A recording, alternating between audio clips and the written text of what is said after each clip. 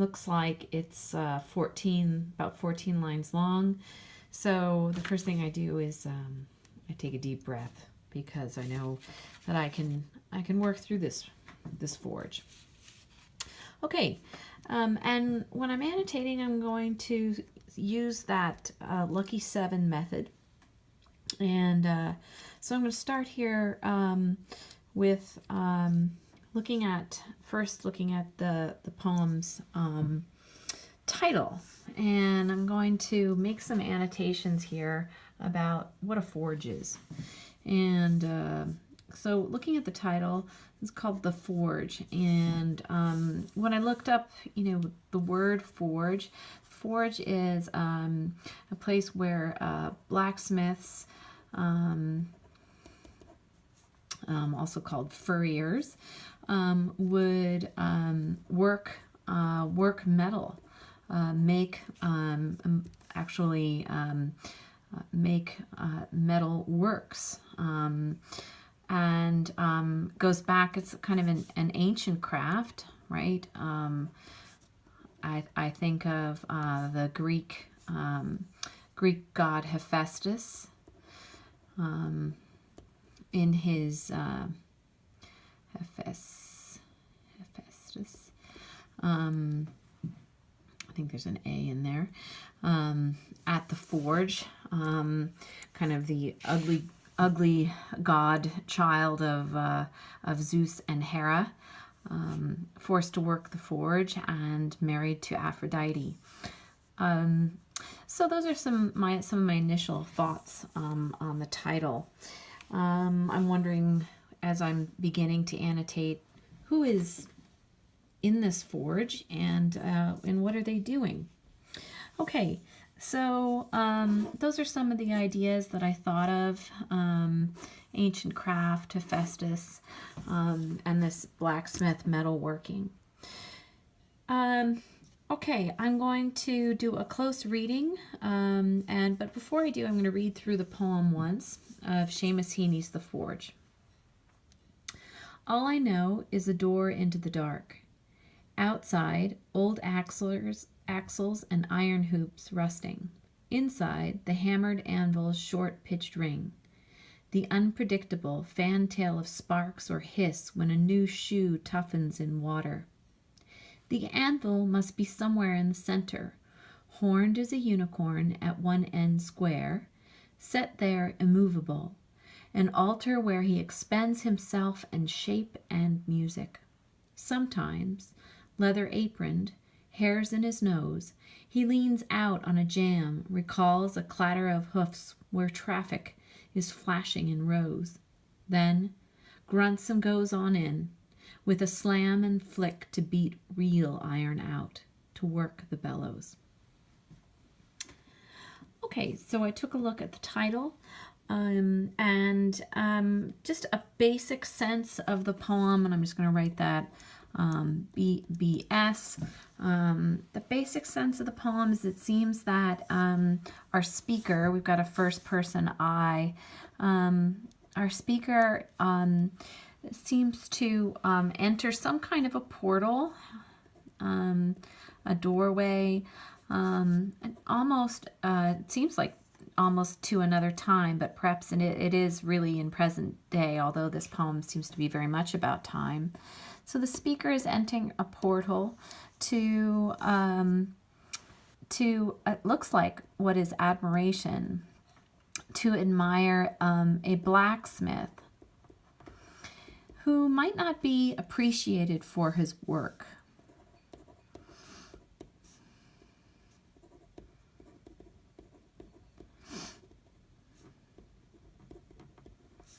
Okay, so that's my basic sense of the poem. We don't know who the speaker is, but we do know he's speaking about this blacksmith.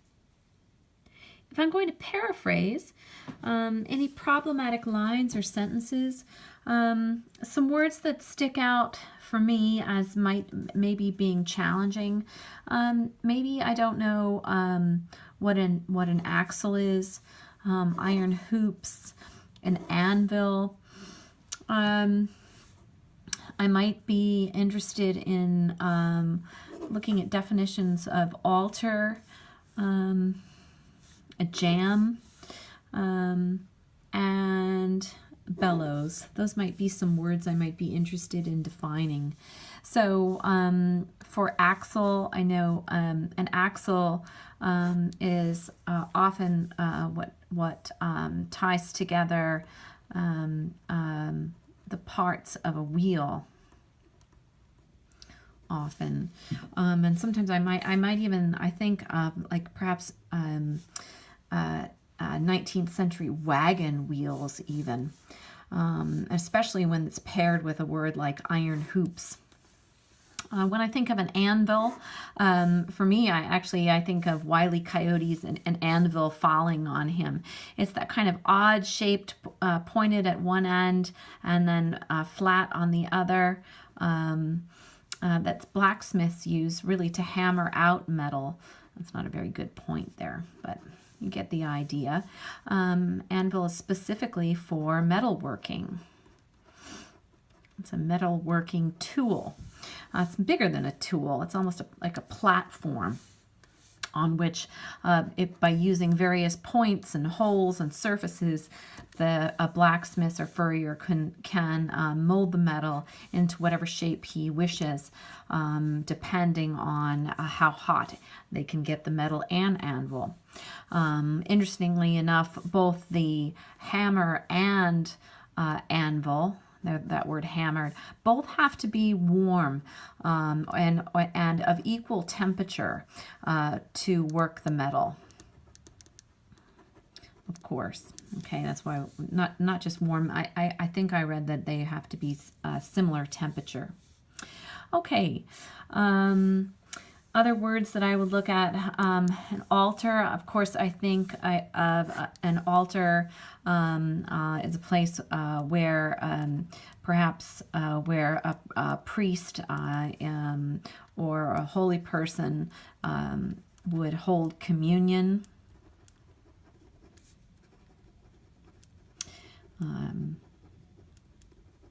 All right, communion, which is where someone, an individual, receives the body and blood, supposedly, of Christ through bread and wine.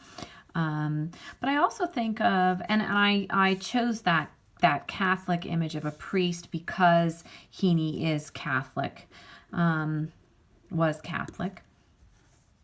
I also think, however, of the altar in ancient Greece where animals were sacrificed. So I might just add that there. A jamb is like a door jamb or a door sill. Where you might lean in a doorway is a door jamb. And of course, a bellows is another work of the blacksmith, although you might have one by your fireplace. Bellows is a tool to gather air to fuel a fire with O2, with oxygen. It's kind of almost a fan-shaped. As a bellow, it blows air, almost like an arrow on a fire. That's not a very good drawing of a fire, but oh well. Okay, so there are some of my words defined. Any problematic words I might have trouble with. Now I'm going to kind of switch colors and switch gears and take a look at some of the language that I'm seeing here. Overall, this diction looks to me like it is,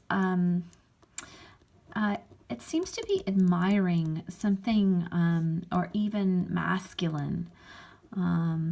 Words like, and it is also seems to be mysterious. Okay, door into the dark, something rusting. Seems masculine, perhaps even mysterious as it is decaying. Hammering seems masculine. Fantail of sparks, that it's unpredictable. Fantail of sparks also seems mysterious. A hiss when a new shoe toughens in water. Other things that look mysterious to me with regard to the diction, use of the speaker or the poet's use of the word unicorn, which is of course mysterious and mythical. The words like altar definitely seem to be admiring. This idea of grunting and going in, very masculine to me. And beating real iron out seems both masculine, and it also seems as though the speaker admires that kind of masculinity of working with iron, doing metal work in a dark, hot, cramped, not necessarily cramped, forge.